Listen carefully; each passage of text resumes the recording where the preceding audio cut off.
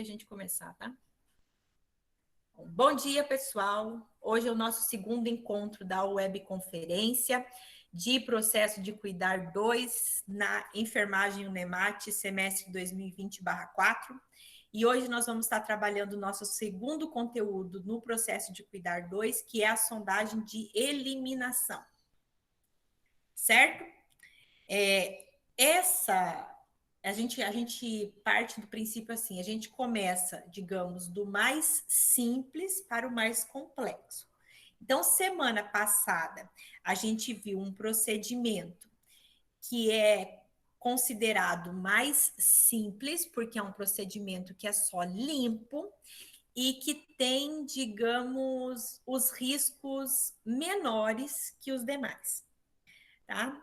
Hoje nós vamos partir para um procedimento que é um pouquinho mais complexo, porque exige técnicas que são estéreis.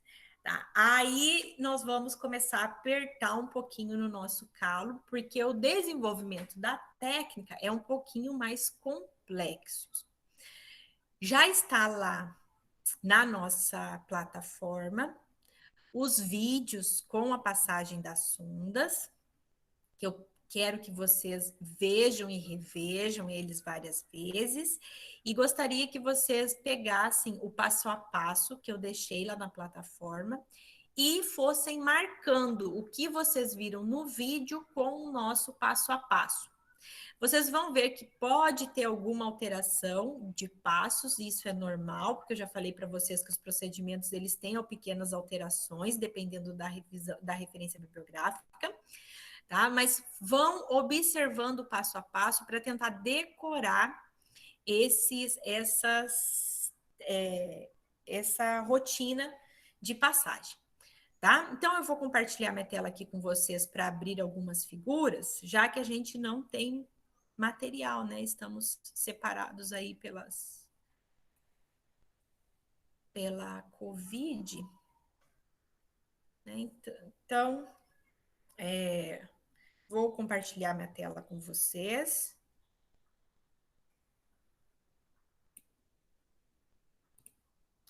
Só um minuto que eu vou abrir aqui no meu celular a salinha nossa, que nós estamos agora, para que, caso alguém deseje fazer perguntas, eu acompanho aqui pelo chat no celular, tá?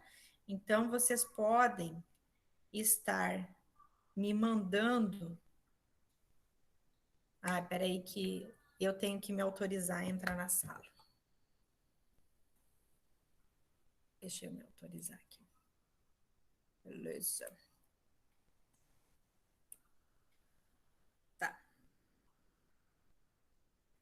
Bom, então, se quiserem fazerem perguntas, ou vocês abrem o áudio de vocês aí, que vocês estão tão quietinho, ou vocês me mandem mensagem aqui no chat, tá? Que aí a gente vai respondendo. Bom, então vamos lá. Vamos falar hoje sobre a sondagem vesical de demora e de alívio. Tá? Então, nós vamos passar aqui para os tipos de sonda. Na sondagem vesical, a gente tem três tipos, tá, de procedimentos. Então, o primeiro, que é o mais considerado mais simples e mais rápido, é a sondagem vesical de alívio. Na sondagem vesical de alívio, a gente tem um catéter que entra até a bexiga e que vai drenar a urina, tá? Nós temos a sondagem vesical de demora, que é um catéter. O catéter de alívio, ele entra, drena e sai. O catéter vesical de demora é um catéter que entra até a bexiga e permanece dentro da bexiga. Tá? Ele fica dentro da bexiga para fazer a drenagem por um tempo prolongado. Por isso que chama de demora. E aí nós temos um outro procedimento de drenagem da urina, que é a cistostomia, que eu também deixei vídeos lá para vocês. A cistostomia é a inserção de uma sonda direto na bexiga, só que a entrada não é pela uretra, tá? É pelo abdômen. Esse procedimento aqui é um procedimento médico, a cistostomia é um procedimento médico, tá? Para fazer essa inserção, só que todo o manuseio e depois a troca, depois da cicatrização, é um procedimento de enfermagem, tá? Então, só a introdução que é feito pelo profissional médico, mas os cuidados são com nós. Quando que faz a cistostomia? A cistostomia se faz quando não é possível passar a sonda pela uretra. Tá? Então, vejam aqui nessa imagem como está já definido. Ó, a uretra, quando a uretra apresenta alguma estenose ou alguma obstrução e não é possível essa sonda chegar à bexiga, se faz a cistostomia. A cistostomia é um procedimento mais comum em homens, tá? Do que em mulheres, porque os homens sofrem mais de problemas na uretra do que as mulheres, tá? Muito pelo fato de que a uretra do homem é muito longa. Tá? Então, geralmente a cistostomia é mais encontrado em homens. Pode acontecer em mulher? Pode, mas é mais comum a gente ver cistostomia em homens. Tá? E outra questão que pode acontecer no homem também é quando o homem tem problema na próstata, a próstata obstrui. Ai, peraí, tem um bichinho. Obstrui a passagem da sonda. Tá? Então, pode acontecer também por obstrução prostática, né? E aí precisar da cistostomia.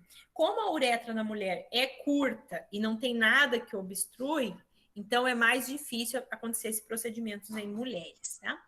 E tem um outro tipo de drenagem da urina que eu trouxe aqui para vocês, que é a punção suprapúbica.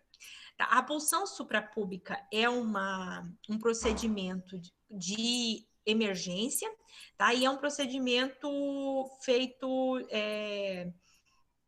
só para aquele momento, tá? Não é um procedimento. Me faltou a palavra aqui. É um procedimento que se faz ali imediato e se resolve o problema e depois se determina se vai fazer uma cistostomia ou o que vai fazer. Então, o que vem a ser a punção suprapúbica? A punção suprapúbica é a introdução de uma agulha com uma seringa ou de um abocate direto na bexiga pelo abdômen. Tá? É também um procedimento médico, aí a gente só faz o acompanhamento, né, para ver se para prestar ali os cuidados e fazer a drenagem, tá? Mas quem faz esse procedimento é o médico também.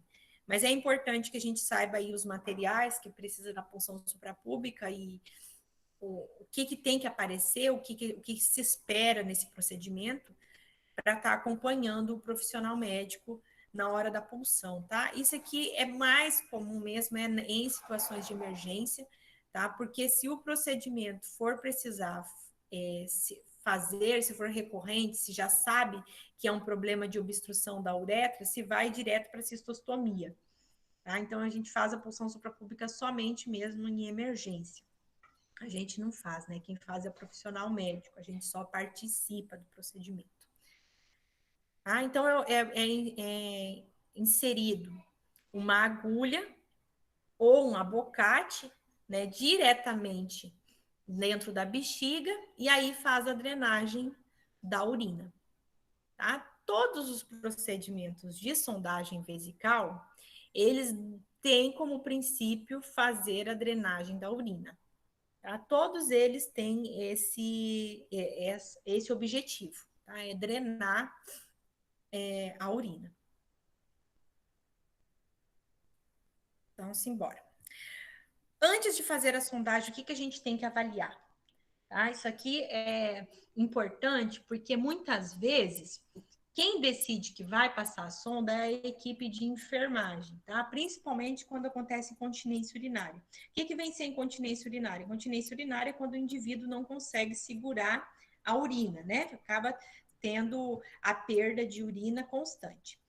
A sonda, ela só é aconselhada na incontinência urinária quando for um caso muito especial. Por que ficou no caso muito especial? Porque tem vários tipos de incontinência, tá? Tem incontinências mais simples e aquelas mais graves. Por que, que a gente não escolhe a sonda já de cara? Porque vocês vão ver que a sonda, toda vez que eu vou fazer a sondagem, vai envolver riscos, tá? Eu vou ter uma série de complicações que eu tenho que levar em consideração.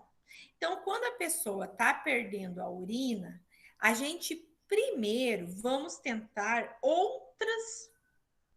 outras possibilidades, como usar absorvente, usar calça plástica e usar o Uropen nos homens. Ah, por quê? Porque se for passar a sonda só porque está perdendo urina sem ter nenhum problema, a gente corre o risco de gerar um outro problema. Tá? Então, quando o indivíduo está só com continência urinária, só porque é mais ou menos assim, gente, ó, o indivíduo está acamado, aí ele faz xixi na fralda, eu tenho que ficar trocando a fralda toda hora. Em vez de eu ficar trocando a fralda toda hora, eu passo a sonda, porque daí ele não vai ficar com a fralda molhada. Então, esses casos que a gente tem que pensar. Será que não é possível usar um outro tipo de recurso antes de passar a sonda? Porque no momento que eu passo a sonda, eu vou assumir alguns riscos. Tá? Então, qual que são esses dispositivos que a gente pode usar antes de começar a sonda? Estou falando no caso só da incontinência urinária, tá?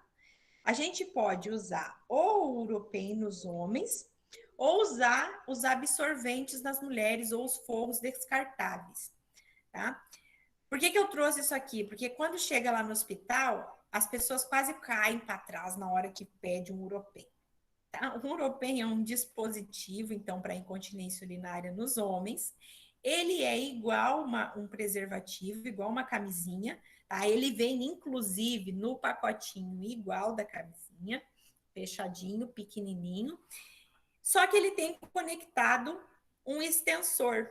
Tá? Então, a gente introduz o Uropen no pênis e aí, toda vez que fizer xixi, vai fazer a drenagem. Tá? Tem alguém pedindo para entrar aqui na sala. Espera aí que eu vou autorizar. Então, toda vez que o indivíduo pede para que ele está com incontinência urinária, a gente pode, então, colocar o Uropen. Tá? Como é que coloca? Igual coloca um preservativo. Só que tem um pequeno detalhe, tá? Para colocar o Uropen, o pênis não vai estar duro.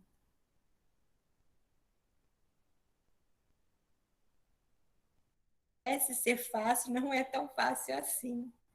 Eu me divirto quando tem que colocar o Uropen lá no hospital com os alunos, é muito legal. E aí, como é que a gente se faz para segurar, já que o pênis não está duro e tem que segurar esse preservativo? A gente coloca esparadrapo para segurar, tá, gente? Esse Uropen. Então, quando chegarem lá no hospital e falar assim, vamos colocar um Uropen. Eu nunca vi isso na vida, professora. Pronto, agora vocês já viram o que é um Uropen, tá? Não esquece disso aqui. Bom, então vamos para a sonda. Passado os, os outros recursos que a gente tem, quando a gente não tem mais nenhum recurso, ou quando o indivíduo apresenta alguma patologia, a gente vai passar a sonda. Então, para começar, a sondagem vesical de alívio ou a sondagem vesical de demora é um procedimento privativo do enfermeiro, segundo a resolução do COFEN 415 de 2003. Somente o enfermeiro que pode passar essa sonda. Por quê? Porque é um procedimento complexo, é um procedimento invasivo e é um procedimento estéril. Tá? Então, precisa-se ter todo um cuidado, porque esse procedimento é considerado um dos mais que apresenta mais complicações dentro dos procedimentos de enfermagem. Tá? Então, muita atenção à passagem, precisa ter treinamento para fazer essa passagem da sonda. Tá? E é somente o enfermeiro. O técnico de enfermagem, ele pode te auxiliar, mas ele não pode passar. E os médicos também têm a resolução deles, que eles podem também estar passando a sonda, mas dentro da equipe de enfermagem, somente o enfermeiro. Qual que são as indicações da sondagem vesical? Então, primeiro é aqueles pacientes com retenção urinária aguda ou com uma obstrução urinária que leva ao famoso bexigoma. Tá? O que é o bexigoma? O bexigoma é quando tem uma grande quantidade de urina dentro da bexiga, tá? Como vocês podem ver aí nas fotos.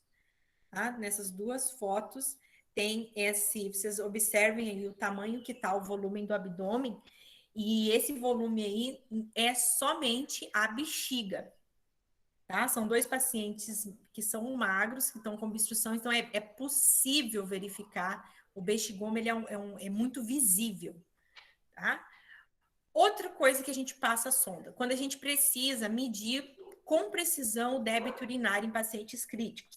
Então, aqueles pacientes que estão com alguma patologia, que precisa se saber a quantidade de urina que eles estão fazendo, aí a gente passa a sonda, porque na sonda a gente consegue determinar qual é a quantidade que está sendo drenada. Isso acontece muito em que caso? Em paciente que tem problema nos rins, tá? Que a gente precisa saber o débito urinário. E, de uma maneira geral, nos pacientes que estão na UTI. Outro caso é no uso perioperatório, né, que deve ser avaliado naquelas cirurgias que são de grande porte e que o indivíduo vai ficar muito tempo em repouso, tá? Que não pode se mexer, né? Uma cirurgia cardíaca, né? Um procedimento mais demorado. Mas nesses casos precisa-se ter assim um cuidado também muito grande, porque não é toda cirurgia que tem necessidade de passar a sonda, tá, gente? Não é para ser uma rotina, tem que ser avaliado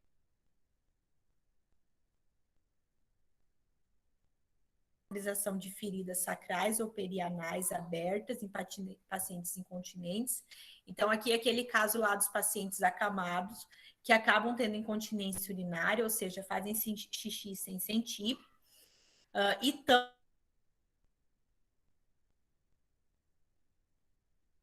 a urina prejudica a cicatrização. Então, nesse caso, a gente passa a sonda para ficar uma região seca. Tá? Outra é para os pacientes que necessitam de imobilização, tá? No caso das cirurgias também, ou do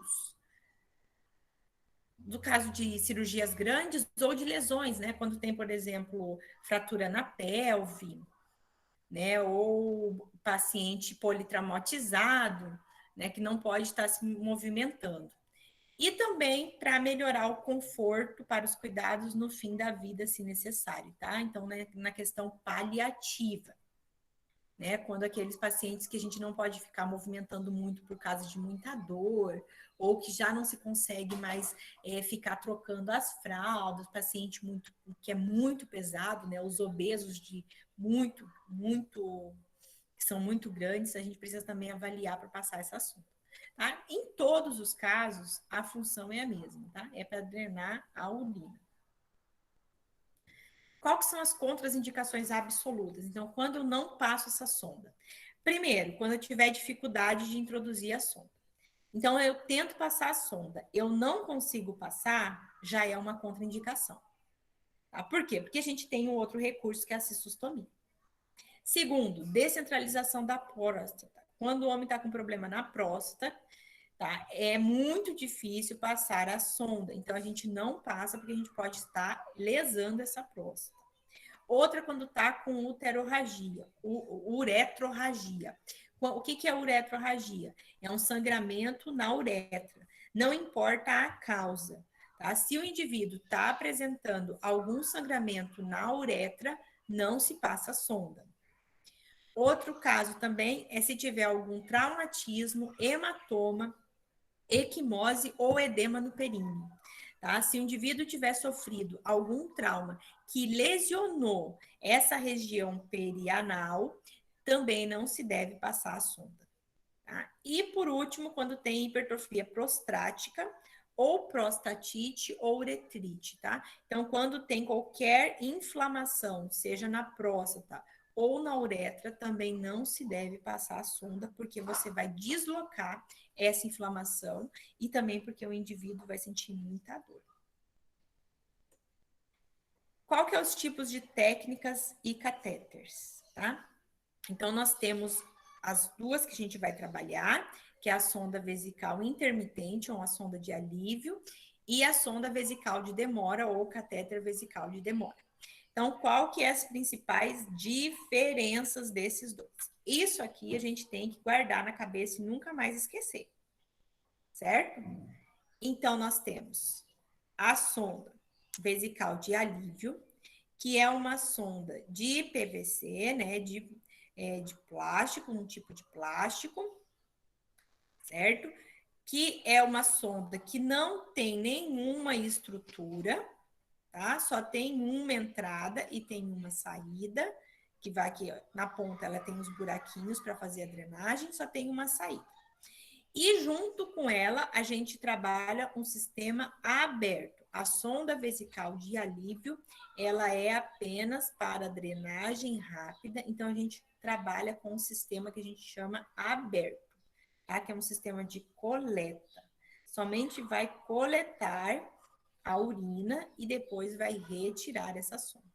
Tá? O catéter vesical de alívio é um catéter rápido, onde faz a coleta e se retira. Ele não permanece no indivíduo.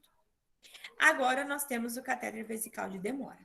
O catéter vesical de demora, ele pode ser, geralmente ele é de silicone, tá? Ele é mais maleável e ele tem vias, ele tem mais de uma via. Ele pode ter 2 vias ou pode ter 3 vias, tá? Dependendo para que ele vai ser passado. Tá? Então, ele tem essas 2 vias ou 3 vias. O material dele é diferente do outro, ele é mais maleável. E junto com a sonda, eu sempre uso um sistema fechado. Tá? Então, o catéter de alívio, o sistema é aberto. O catéter de demora, o sistema é fechado.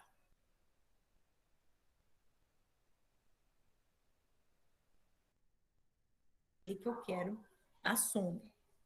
Quando que eu uso? Normalmente, a gente usa as 2 vias, quando é só para drenagem de urina. Agora, em alguns casos, quando tem que fazer irrigação na bexiga, a gente usa, então, as 3 vias. Então, uma via vai entrar a irrigação e outra via vai drenar. No caso das 2 vias, eu só tenho uma via para drenar. E essa outra via, vocês vão ver mais para frente para que serve. Tudo bem até aqui? Tá todo mundo me ouvindo bem aí? Tá todo mundo quieto? Bom, então vamos para os materiais. Então, nós vamos ter os materiais na sonda de alívio e nós vamos ter os materiais na sonda de demora. Tá? Os materiais, eles têm materiais que são comuns para as 2 sondas e alguns materiais que são próprios para cada um, certo? Então, a gente vai ver quais são esses materiais. Então, quais são os materiais que são iguais para as 2 sondas? Então, os EPIs são iguais para as 2 sondas. Qual EPI que eu vou precisar? Eu vou precisar de avental, de máscara cirúrgica, de óculos de proteção, de luva de procedimento e de luva estéreo, tá? Então, nesse procedimento, que é um procedimento estéreo, eu preciso de toda a paramentação. Tá? Então, eu preciso. Além disso, é necessário que aqui eu não coloquei também da touca, tá? Da touca cirúrgica para proteger os cabelos, certo? Vou precisar de biombo para fazer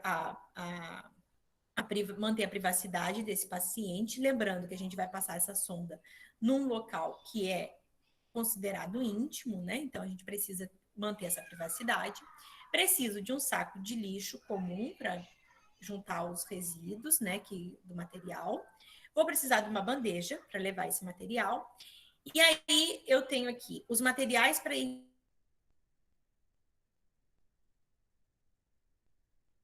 indivíduo esteja com a parte íntima higienizada.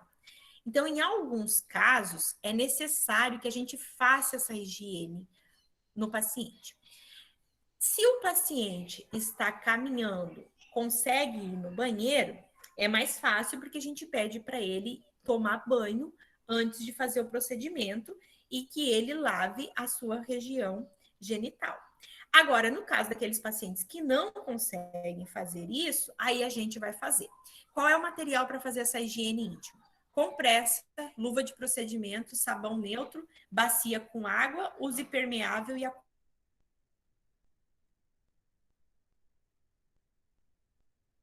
nos materiais. Então, a gente tem que levar um pacote para a sondagem vesical. O que é esse pacote para a sondagem vesical? Esse pacote de sondagem vesical é um material que já vem preparado para a sondagem. A gente pode encontrar esse material aqui, super lindo, maravilhoso, que já vem comprado, todo ele separadinho. Ou a gente pode encontrar um material que é feito no próprio hospital, que separa os materiais e faz a esterilização. Quando a gente pega esse que é feito no próprio hospital, o que a gente vai encontrar dentro dele? A gente vai encontrar uma cuba-rim. O que é uma cuba-rim? Deixa eu voltar aqui para vocês verem. Isso é uma cuba-rim, tá? É essa bandejinha aqui em formato de um rim. Uma cuba-rim, uma pinça para fazer a asepsia, que é essa pinça aqui, tá vendo? Uma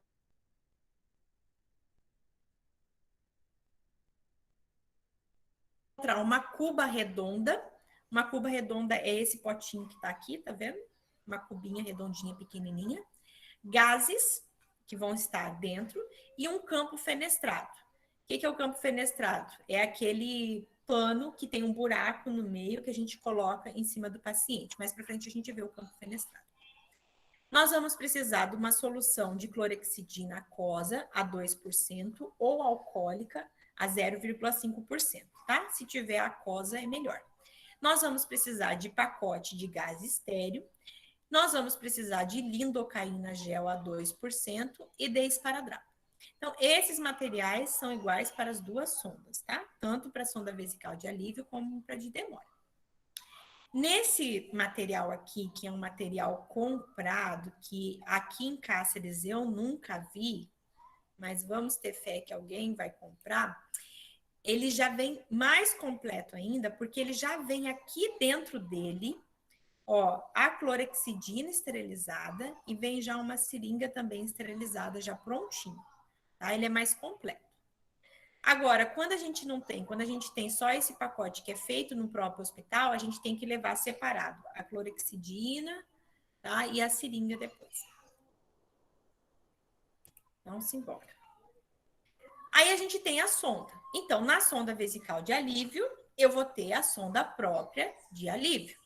Qual sonda que eu vou escolher? Eu vou escolher, então, essa sonda aqui chama de Nelaton, tá? Que é essa de PVC, de plástico, que é mais durinha, a vesical de alívio. Espera aí que alguém está pedindo para entrar.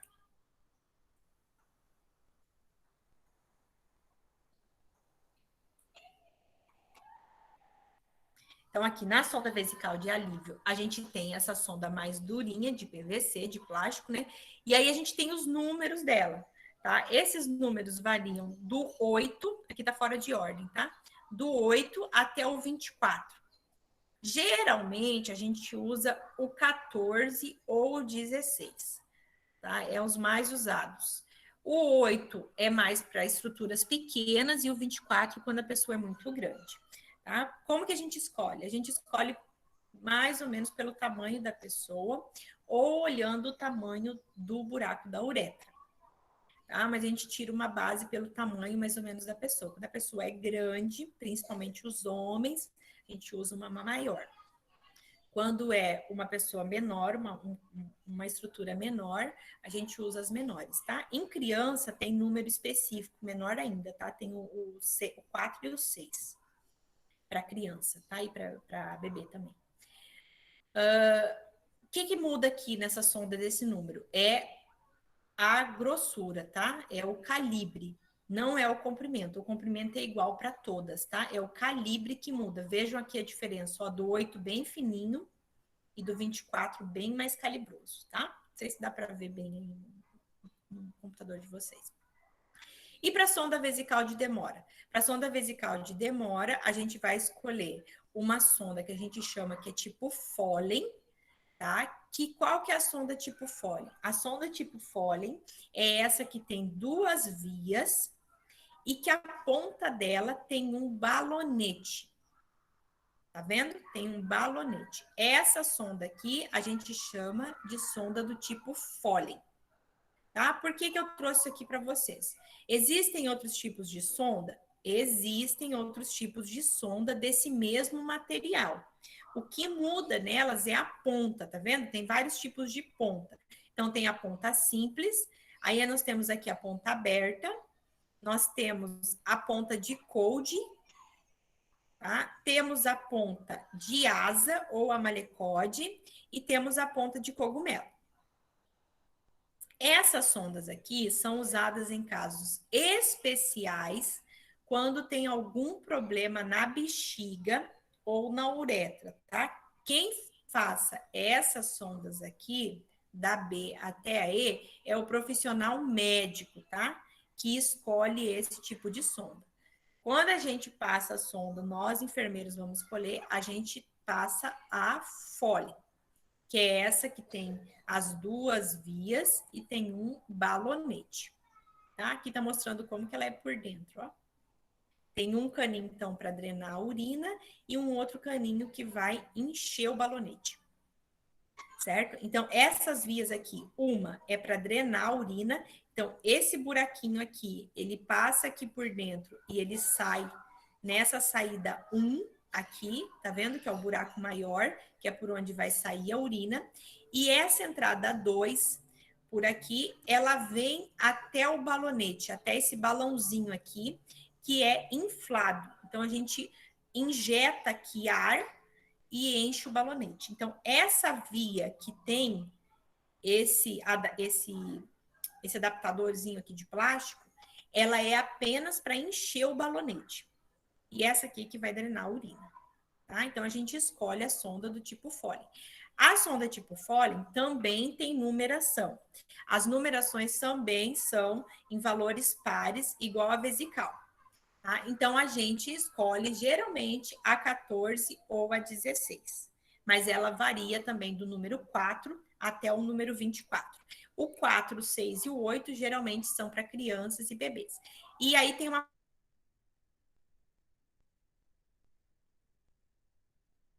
dentro dessa via. Para que é esse fiozinho guia? Porque ela fica tão molezinha que a gente não consegue passar. Mas isso vocês só vão ver quando passar sonda em bebê ou criança, tá? Em adulto não acontece.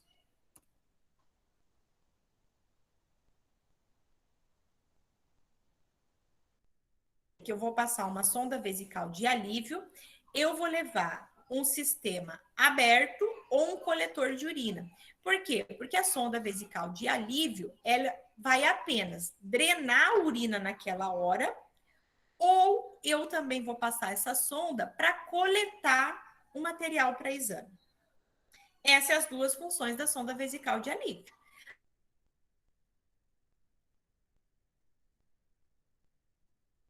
Acabou?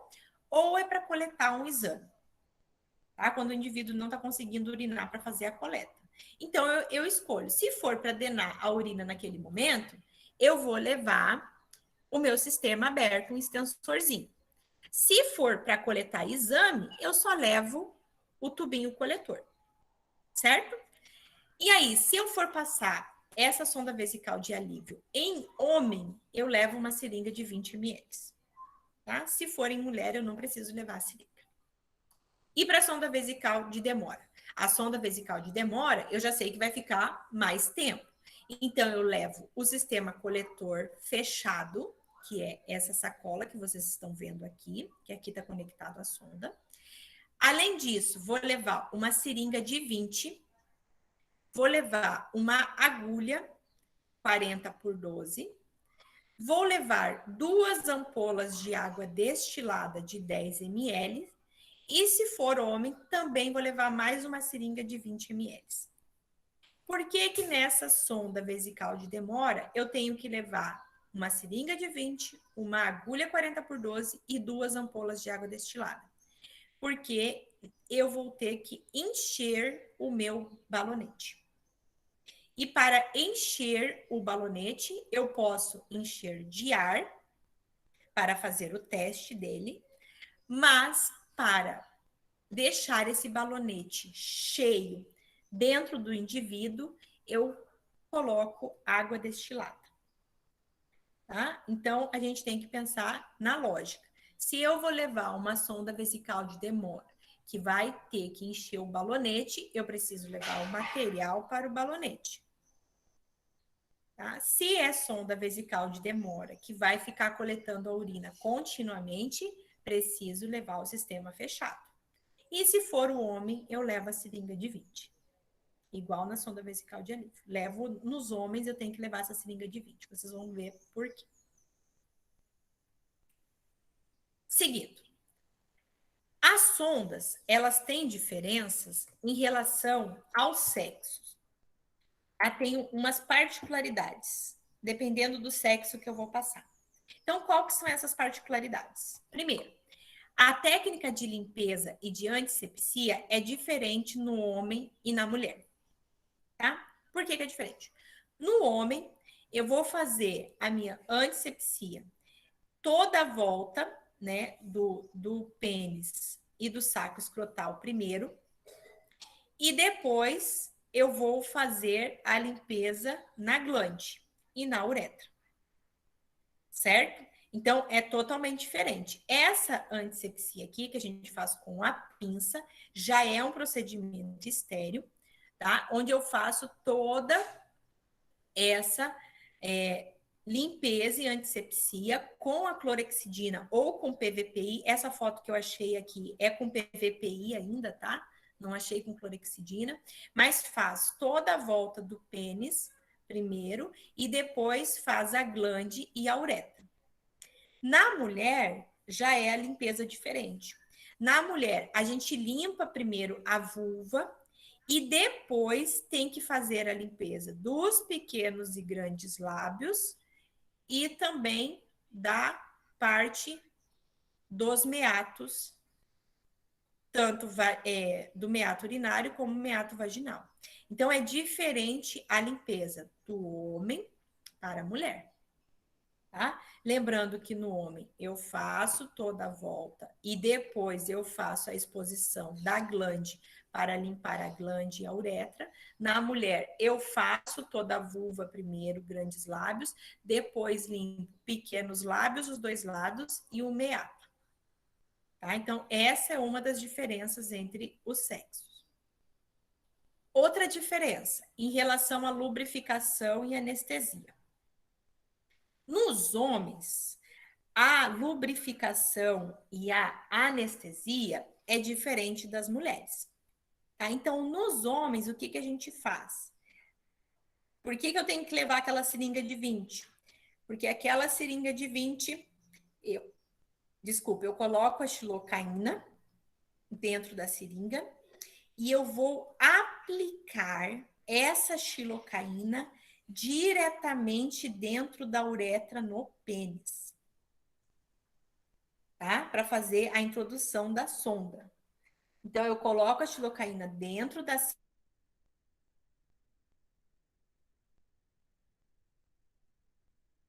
Olha que legal. Tá? Para quê? Os meninos não estão achando legal. Mas é para quê isso aqui?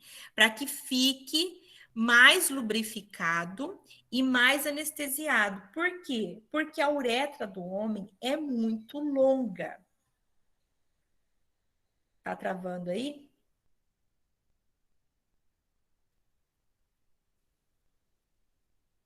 Bom, deixa eu ver aqui. Ah, meu santo. Peraí. Deixa eu ver aqui minha internet. Peraí.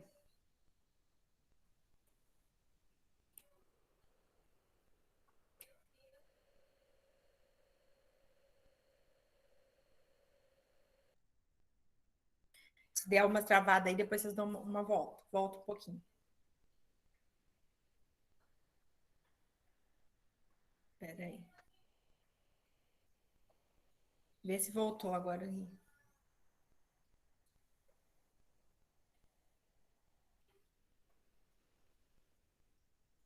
Voltou, né? Tá, beleza. Tá ótimo. Então vamos lá, continuando. Então, aqui nos homens. Então, eu tenho que levar essa seringa de 20 a mais, porque. Tá compartilhado minha tela aí, gente?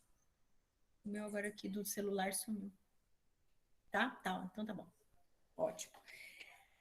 Então, por que eu levo essa seringa a mais? Porque nos homens,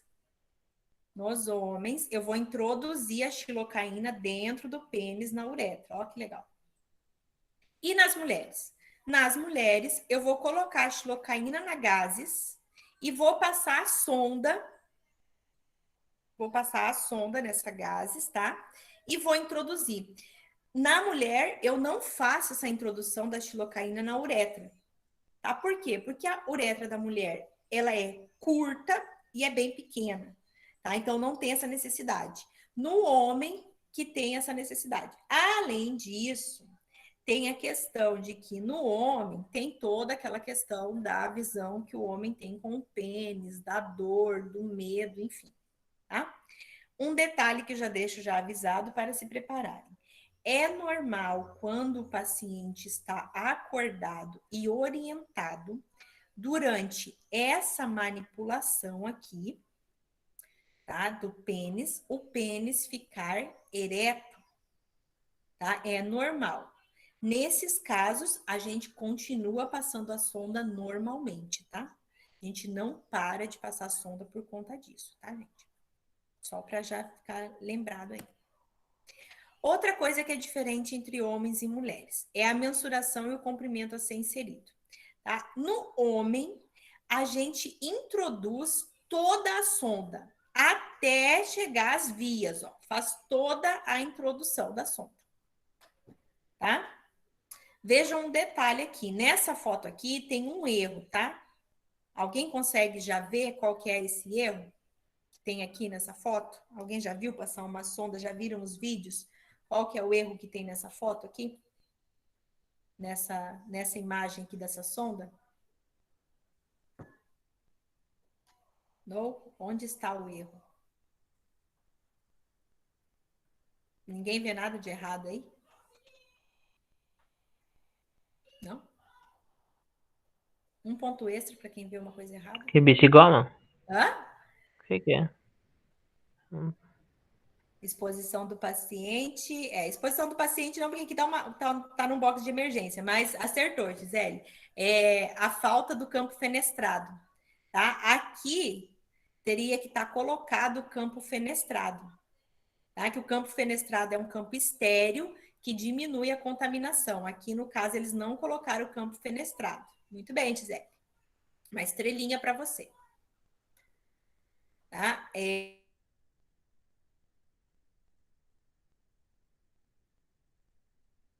Toda a sonda. Pode introduzir toda a sonda, tá? Aí a gente tem certeza que essa sonda está na bexiga. Na mulher, eu introduzo a sonda até refluir urina. Tá? No momento que refluiu a urina, aí eu já sei que está na bexiga. Tá? Por que essa diferença? Porque a mulher tem a uretra bem curtinha, gente. Ó, a uretra da mulher é bem curtinha. Olha o tamanho da uretra do homem. É enorme. Tá? Então tem essa diferença. Outra coisa que fica diferente é o tamanho da sonda que fica para fora. No homem, a quantidade de sonda que fica para fora é pequena, na mulher é grande, tá? Por conta dessa particularidade da uretra. E outra coisa que é diferente entre homens e mulheres é a fixação da sonda.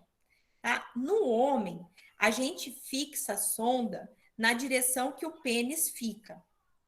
Tá? Então, se o pênis, geralmente, né, as meninas talvez ainda não tenham percebido isso, mas o pênis dos homens, eles ficam para cima, né? Eles não ficam para baixo igual nos livros, né? Eles ficam para cima.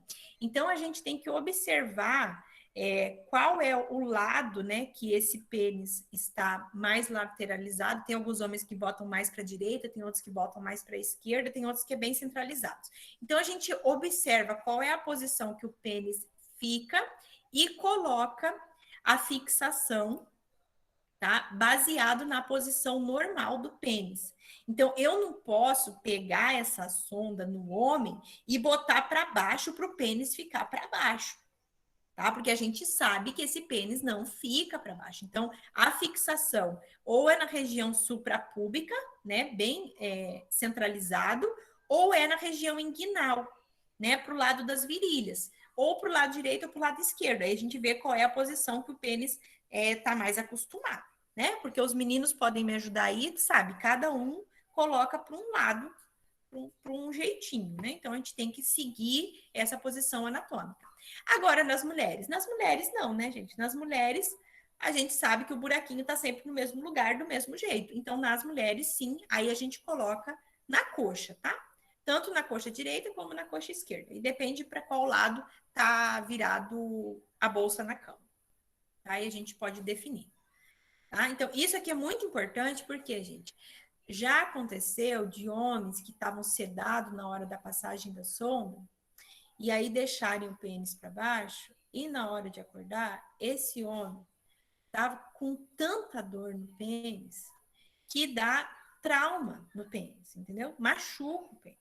Então, isso pode parecer uma besteira, mas tem muita mulher que não sabe que o pênis fica para cima, não fica para baixo. Tá? Isso é importante a gente ficar ligado. Outra coisa que é importante a gente pensar antes de passar a sonda. Então, a sonda é uma técnica asséptica, tá? Ou seja, livre de organismo, de micro-organismo. Ela é estéril. Então, eu vou usar material estéril e técnica asséptica, tá? Então, esse material tem que ser estéril, essa luva tem que ser esterilizada e a técnica tem que ser asséptica. Não pode ter contaminação, porque vocês observaram que essa sonda, ela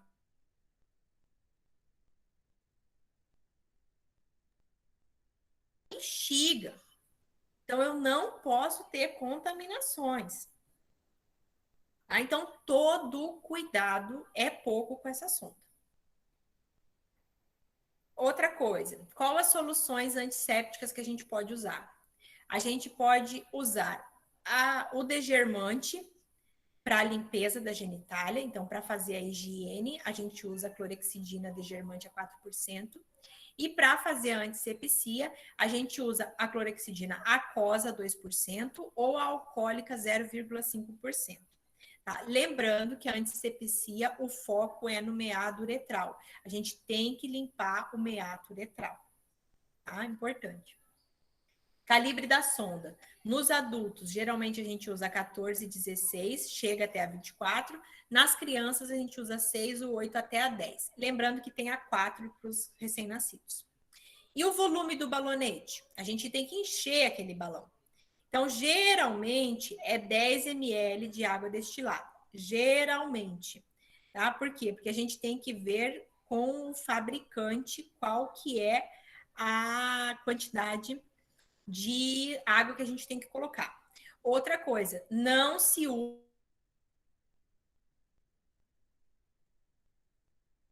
soro fisiológico, tem o quê? Qual que é a composição do soro fisiológico? Quem lembra? Composição do soro fisiológico é o quê?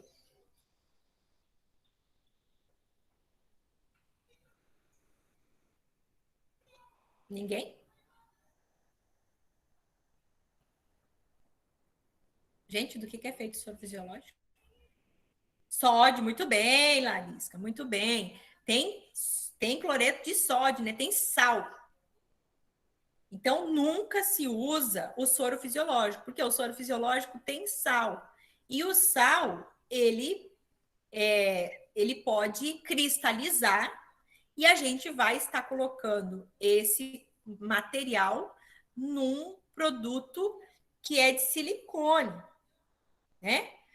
Isso mesmo, tem cloreto de sódio. Então, não se usa soro fisiológico para encher o balonete. O balonete é apenas água destilada, tá? Nunca soro fisiológico. Tá? E outra coisa, não se deve encher o balonete antes de apresentar débito urinário. Se não veio urina, você não enche o balonete, porque você corre o risco dessa sonda não ter chegado na bexiga. Você só enche esse balonete quando essa sonda entrou na bexiga e veio xixi. Se não tiver urina, não enche o balonete. Certo? Tudo isso a gente tem que lembrar antes. E aí o procedimento. Gente, o procedimento aqui, eu vou fazer ele generalista, tá? Só para vocês terem uma noção, mas é preciso que a gente olhe depois o passo a passo que está lá na sala virtual e olhe os vídeos, tá? Porque aqui está generalizado, porque é muitos passos que a gente está passando. E aí, na prática, a gente vai ver isso cada passo, tá? Então, primeiro, a gente vai orientar o paciente quanto ao procedimento, se o paciente estiver acordado, tá? E explicar para ele o que vai acontecer. Esse é um procedimento que gera constrangimento, tá? E que gera muita vergonha, mais do que a própria dor. Tá? Ele incomoda, mas é um incômodo muito menor do que o da sonda nasogástrica, por exemplo. A sonda nasogástrica, fisiologicamente, incomoda muito mais. Mas como a sonda vesical é passada no genital, esse é um procedimento que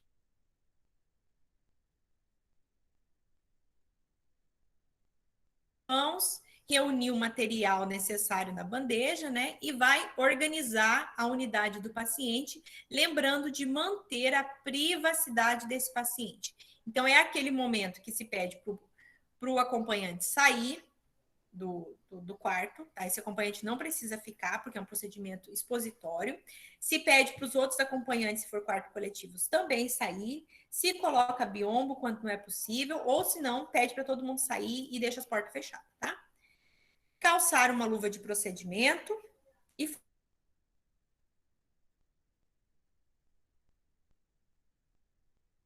limpeza primeiro, na cama mesmo, com água e sabão. Aí a gente vai posicionar o paciente. Os homens a gente deixa em decúbito dorsal. As mulheres a gente deixa em posição ginecológica, tá? As mulheres, quanto mais em posição ginecológica ou posição de litotomia estiver, mais fácil será. Tá? Outra posição é aquela que junta as pernas e abre, tá? Aquela tipo uma borboleta. Também ajuda bastante. Em alguns homens, essa posição também pode ser mais confortável do que ficar totalmente deitado, tá? É deixar as pernas juntas. Então, aí a gente abre o pacote da sonda sobre a mesa auxiliar.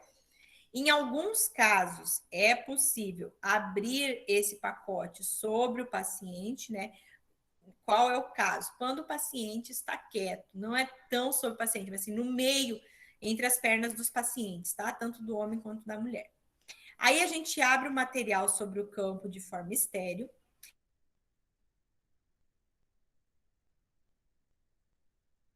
O material tem que pegar tudo de novo. Vai colocar o antisséptico na cuba redonda. Vai colocar os 10 ml de xilocaína quando for homem na seringa. Quando for mulher, vai colocar na gases. Tá? E vai calçar a luva de procedimento. Aqui tá errado, não é luva de procedimento, vai calçar a luva estéreo. Aí aqui vai calçar, aqui eles fizeram dois momentos separados, né, gente? Eles fizeram dois momentos, tá certo. Calça a luva de procedimento e aí faz a antisepsia do perímetro. Tá? É possível em alguns livros você encontrar de fazer a antisepsia primeiro e depois já só mexer com o material. Em outros livros vocês vão encontrar de abrir tudo, já calçar a luva estéreo e já fazer a antisepsia com o material estéreo, tá? Aí depende do livro que vocês vão procurar. Nos dois casos, tem que ter cuidado para não contaminar esse material. Tá? Quando a gente for para a prática, isso fica mais fácil, a gente vê nos vídeos também fica um pouco mais fácil. Aí a gente vai colocar o campo fenestrado, vai calçar as luvas estéreis, vai testar o balonete. O que é testar o balonete? Testar o balonete é ver se esse balãozinho está funcionando. Aí, nesse caso aqui do teste do balonete, a gente enche com ar, tá? Pega a seringa e coloca ar e testa ele antes de passar a sonda. Aí a gente já pode conectar a bolsa coletora na sonda. Aí a gente vai se posicionar para passar a sonda. Tá? Qual que é o problema da posição? No momento que eu segurar os grandes lábios para passar a sonda, ou que eu segurar o pênis do paciente para passar a sonda, essa mão que segurou, ela está contaminada. Eu não posso mais tocar nos materiais com essa mão. Tá? Por isso que o procedimento é um pouquinho mais difícil. Então, eu fico com apenas uma mão para fazer toda a atividade, porque a outra está contaminada a partir desse momento. Tá? Nas mulheres, eu tenho que fazer a abertura dos grandes lábios para poder fazer a introdução. Nos homens é mais fácil, porque é só segurar o pênis, né? Aí eu faço a introdução da sonda.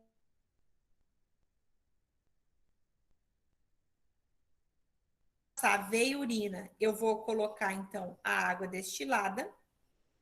Aí eu traciono um pouco a sonda para ver se ela está no local. O que é tracionar? Eu puxo um pouco essa sonda para ver se ela está presa. Retiro o campo estéreo e vou fixar essa sonda. Tá? Nos homens na região suprapúbica, nas mulheres na face da coxa. Tá? Então, eu tenho que pensar nesse passo a passo de, primeiro, organizar todo o material antes, depois que eu entro em campo. O que eu entro em campo? Que eu vou manusear o material estéreo com as minhas luvas estéreis, eu não vou poder mais encostar em nada a não ser naquele material. E aí, depois eu tenho que aprontar todo esse material, porque eu vou perder uma mão. Porque a mão que vai segurar os grandes lábios ou que vai segurar o pênis, eu perdi. Eu não vou mais usar. Só vou ficar com a outra mão para fazer a passagem. Tá? Então, por isso que é um procedimento um pouquinho mais complexo. Esse procedimento, ele pode ser realizado em duas pessoas, tá? Com auxiliar, ou pode ser realizado sozinho. Vocês vão aprender a passar sozinhos, tá? O que é um pouco mais difícil do que passar em dupla. Mas vocês têm que aprender primeiro o mais difícil para depois pegar o mais fácil, tá? Mas é isso aqui na prática que a gente vai ver. Por isso que eu preciso que vocês vejam os vídeos passo a passo e peguem lá o material do passo a passo para dar uma olhada. Bom, depois manter a unidade em ordem, vai descartar o material esterilizado e vai registrar o procedimento no prontuário. O que eu vou anotar?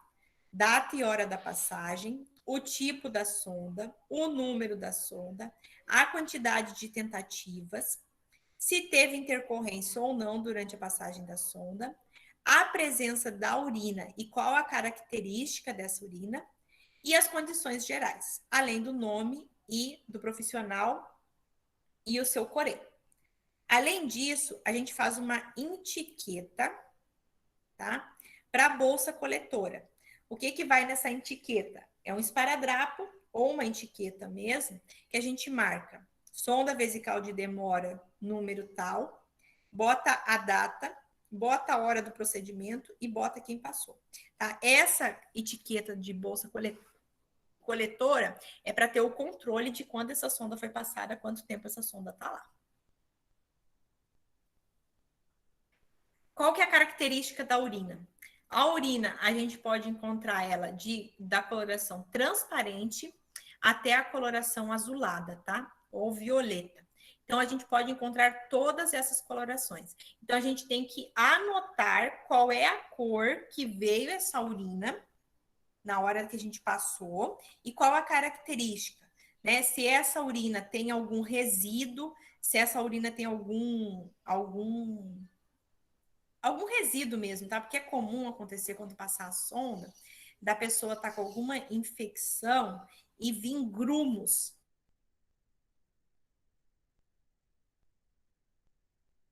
Às vezes pode até acontecer de estar com alguma infecção que vem pedaços da infecção mesmo, assim, eu não sei como como falar para vocês que poderia ser. É uns grumos mesmo, a gente classifica como grumos, tá? E põe a coloração que isso tá, né? Ou a gente coloca assim, presença de resíduos,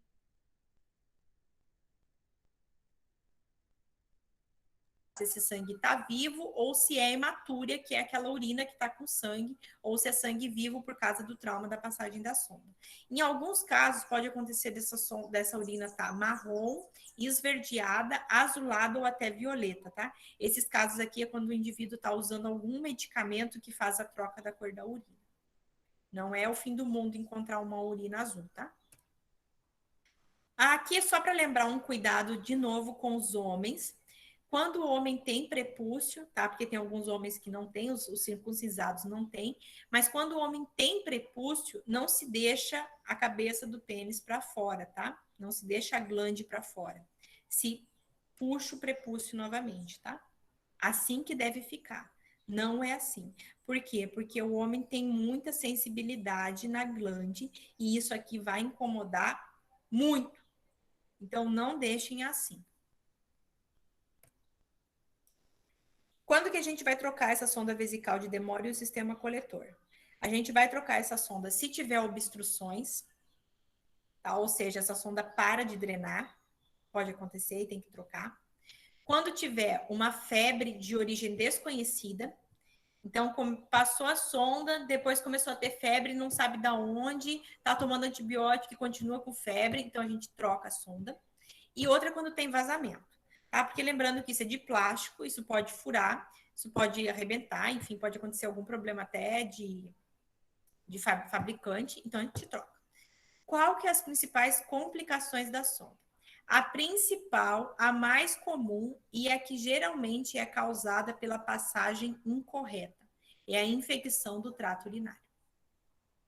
Quando eu quebro alguma das técnicas, eu posso causar infecção do trato urinário e essa infecção vai ser bem grave, tá, gente? Porque a gente introduz diretamente na bexiga, que é um ambiente totalmente estéril. Outra coisa que é comum acontecer é fazer lesão na uretra e na bexiga, tá? Quando passa de uma maneira muito grotesca ou com muita força. Pode acontecer também obstrução do catéter, principalmente quando o indivíduo tiver com sangramento, certo?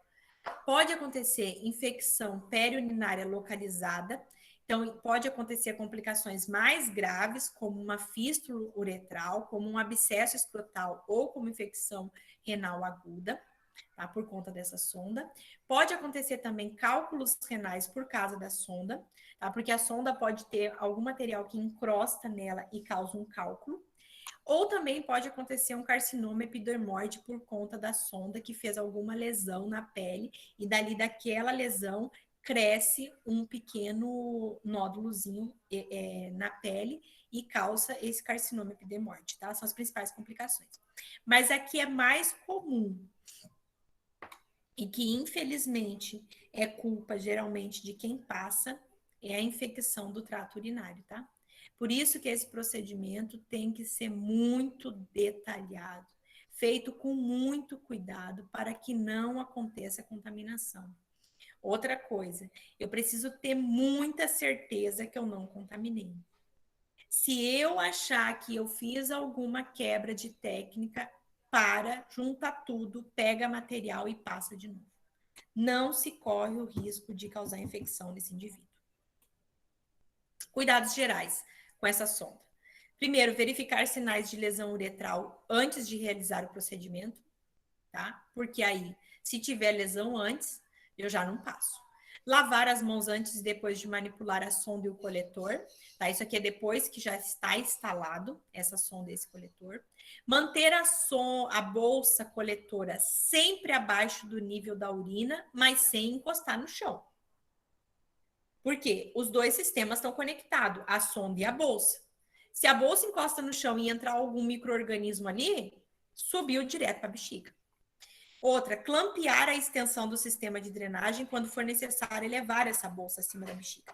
Então, se eu tenho que mexer nessa bolsa, eu tenho que mover o paciente de posição, eu fecho o clamp que tem na bolsa. Pronto, resolvido o problema. Depois, eu coloco abaixo e abro de novo. Desprezar a urina quando atingir 2/3 da capacidade do volume da bolsa ou a cada 6 horas.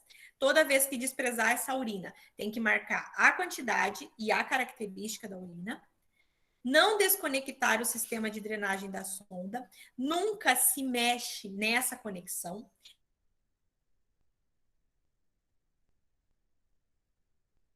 Novo, porque eu contaminei a sonda. Utilizar luva de procedimento quando for esvaziar a bolsa coletora. Então, quando eu for fazer o esvaziamento, é luva de procedimento. Observar presença de bexigoma. Mas está com a sonda e apresenta bexigoma? Se a sonda estiver no lugar errado, sim, ou essa sonda estiver obstruída. Realizar higiene do meato uretral com água e sabão no banho e na troca de fralda. Então, quando eu for dar banho nesse indivíduo que está com sonda, eu lavo o pênis ou lavo ali a vulva e aí eu lavo ao redor dessa sonda com água e sabão, sim. Tá? Tem que lavar ao redor ali do meato urinário. E anotar o volume na folha do balanço hídrico. Então, toda vez que eu jogar essa urina fora, anoto a quantidade e a característica que foi jogada fora. Tá? Então, esses são os principais cuidados, e aqueles cuidados que a gente não pode esquecer, que a gente não pode errar. Certo? Aqui estão as referências bibliográficas que estão lá para mim para vocês. Só não está esse guia aqui do CDC, mas dá para baixar ele também, mas ele está em inglês. Tá? Detalhe, na sonda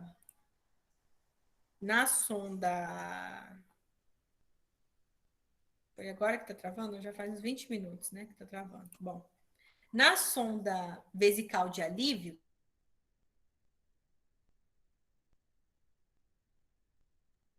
coletora, eu coleto a urina e depois eu tiro e desprezo.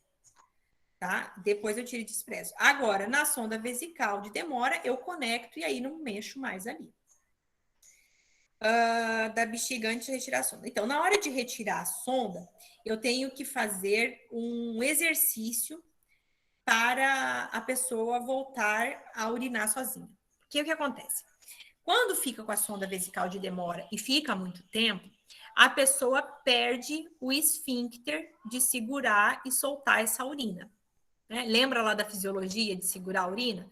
A gente segura a urina, aí vai aumentando a pressão da bexiga. Na hora que chega uma determinada pressão, a gente sente que está com vontade e aí solta o esfíncter. Lembra? Mais ou menos isso, né? E aí o que acontece? Quando fica muito tempo, esse esfíncter, a sonda tá ali, ele para de funcionar. Porque não tem pressão.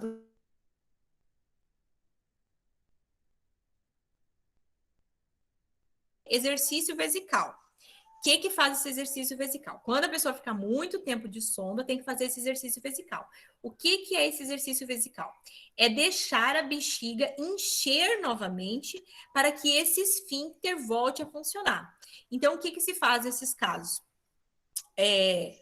Se fecha a sonda durante um período de tempo, que geralmente é 4 ou 6 horas. Essa bexiga vai encher. Aí o paciente vai sentir, no momento que dá esse período de tempo, eu vou lá e abro a sonda devagar e dreno um pouco da urina e fecho novamente. E aí eu fico nesse exercício por 24 ou 48 horas, tá? Aí depende do tempo que a pessoa ficou com a sonda. Então, o que eu faço? Eu deixo a bexiga ficar com um pouco de urina para que volte a pressão e que esse esfíncter volte a funcionar. Depois que eu fico fazendo esse exercício, que é esse controle de deixar encher, liberar, deixar encher, liberar, aí eu faço a retirada da sonda e aí eu tenho que ficar avaliando. Eu retiro a sonda e aí eu tenho que fazer a avaliação a cada 2 horas se o indivíduo já conseguiu urinar. Se num prazo de 6 a 8 horas ele não urinou, eu tenho que voltar com a sonda, começar o exercício novamente por 24 a 48 horas para voltar. Tá? Acontece isso mesmo, João. principalmente naquelas pessoas que ficam com sonda por muito tempo, né? Aqueles pacientes que ficam na UTI ou aqueles pacientes que ficam sequelados e aí só vão acordar depois que a sequela já está instalada, né? Tipo no AVC. A pessoa tem AVC, aí ela vai para o tubo, fica lá na UTI, ela só vai perceber que ela tem sequela depois que ela acordar bem.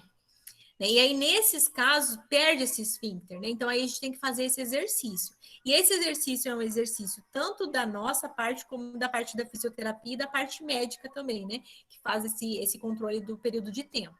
Mas aí é um exercício que tem que ficar, assim, muito detalhado para não passar também o horário de abrir a sonda. E não pode abrir essa sonda toda de uma vez. Tá? Tem que abrir aos poucos. Então, tem que deixar dar essa pressão e deixar que a bexiga sinta essa pressão para esse esfíncter voltar. Tá? Mas nesses casos, isso daí é uma prescrição de enfermagem que a gente faz.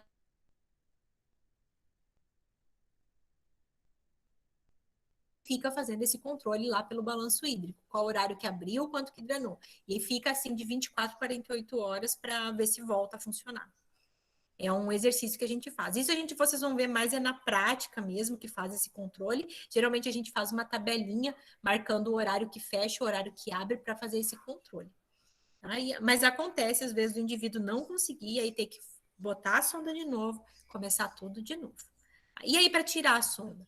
Para tirar a sonda, depois que a gente faz esse exercício, essa avaliação, a gente, antes de retirar, a gente anota quanto que tem de urina na bolsa, para depois jogar fora, e aí tem que desinsuflar o balonete.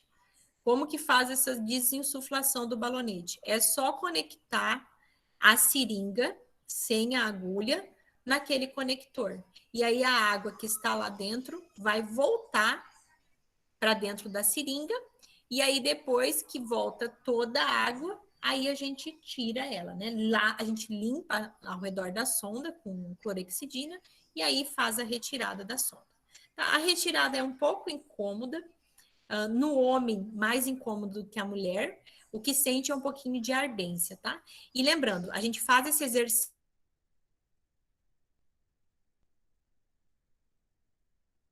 Eu falo isso para vocês por causa das cirurgias que eu já fiz, que usei sonda nas minhas 2 cesáreas e na cirurgia de varizes que eu fiz, que eu não podia levantar. E o que sente para tirar é apenas é um incômodo mesmo. Quem já fez cirurgia talvez já saiba, e as meninas que talvez já tenham um bebê também já passaram por isso. A gente sente uma ardência. O homem sente um incômodo maior porque demora mais para sair, tá? Mas assim mesmo, é possível fazer essa retirada tranquila, né? Avisando o paciente a, assim, avisando que ele vai sentir esse incômodo, né? E fazer essa retirada. O único cuidado, o maior cuidado na retirada é que esse balonete esteja vazio. Tá? Esse balonete não pode estar cheio, porque senão rasga toda a uretra. Outra coisa que tem que ter cuidado é na hora de fixar a sonda, sempre fixar ela bem, né? Dependendo se é na região inguinal ou na face da coxa, para que essa sonda não fique mexendo. Tá? Porque esse movimento de mexer também lesa a uretra. Tá? E pode acontecer, já vi acontecer e é bem feio, de não avisar o paciente que ele está com sonda, ou esse paciente está um pouco desorientado e ele vai lá e puxa essa sonda e vem com o balonete e rasga toda a uretra. E aí o indivíduo que estava com um problema agora já tem 2 problemas, tá? Que é essa uretra toda lesada. E aí não dá para passar a sonda ali de novo, tem que fazer uma cistostomia, né? Ou tem que esperar parar o sangramento, cicatrizar para passar, certo? E outra coisa que eu ia falar para vocês é na irrigação. Na irrigação, quando a gente usa aquela sonda de 3 vias, uma das vias a gente conecta um equipo naquela via, ela já vem prontinha para conectar o equipo e a gente abre um soro e deixa o soro irrigando. Tá? O que esse soro faz? Então, esse soro vai entrar, vai lavar e vai ir drenando, né? Nesses casos é quando faz cirurgia na bexiga ou cirurgia em alguma parte do sistema urinário e que precisa ficar lavando para que não junte coágulos de sangue. Então, a gente deixa aquele soro correndo ali, às vezes 48 horas, sem parar, soro entrando e saindo, ou água destilada, né? O melhor é água destilada, mas aí é possível usar o soro, tá? Não é recomendado, mas é possível. É melhor a água destilada para não criar problema na sonda, e aí deixa aberto e aquela água vai entrando, vai lavando e vai saindo, entrando, lavando e saindo, e fica nesse processo, tá? É mais difícil a gente ver a sonda 3 vias, porque tem poucas cirurgias aqui na nossa região, tem poucas cirurgias desse tipo, né? Mas vocês podem encontrar, tá? Perguntas? Não? A sonda vesical é um pouquinho mais complexa que a nasogástrica e a nasointeral. O risco é muito maior, a complicação dela é muito grave, tá? Porque é uma infecção que pode gerar septicemia. E para a passagem dela, o procedimento, a técnica é um pouco mais difícil, porque são mais etapas e mais cuidado por ser um procedimento estéril. Tá? E aí a gente vai ver essa técnica quando a gente tiver as aulas práticas, mas eu preciso que vocês revejam essas técnicas aí no vídeo.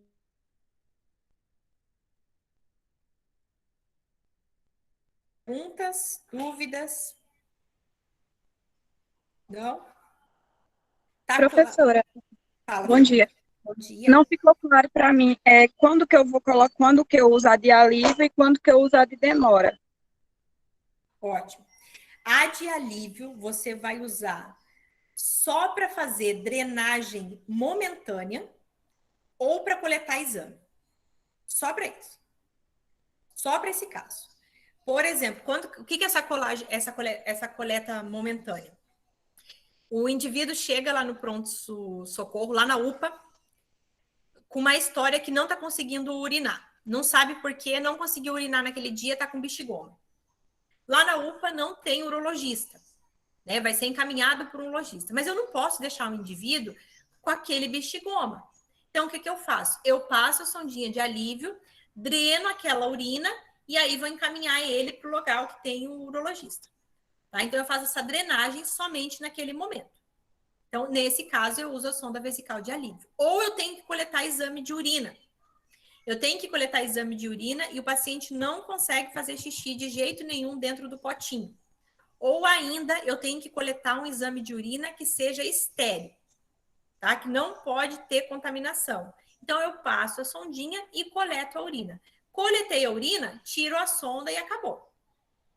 A sonda vesical de demora, eu vou passar quando tem que fazer a drenagem de urina por tempos longos. Ou que eu tenho que controlar essa urina desse paciente, quanto que está saindo de urina. Então, qual que vão ser esses casos? Quando tem paciente da UTI, que está desacordado, que eu tenho que controlar a urina, paciente com problema renal, paciente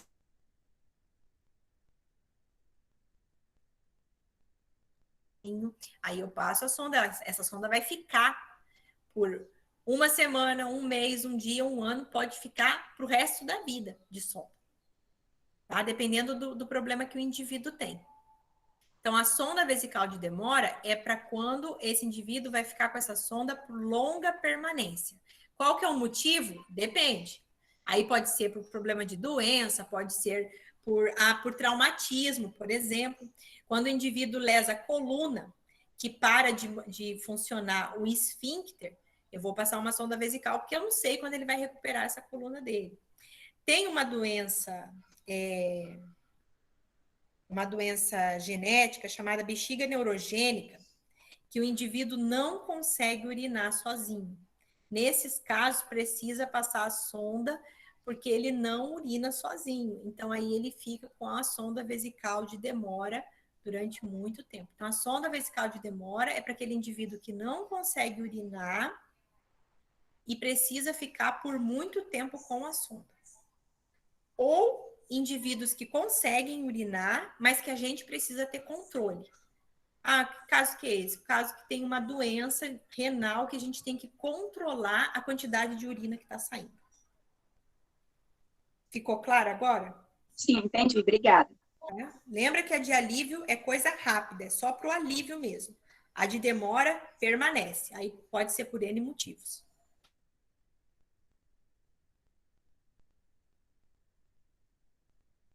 Bom, eu vou parar a gravação aqui para não ficar mais longo. E aí vocês vão pensando aí, certo? Nas dúvidas e a gente vai discutindo.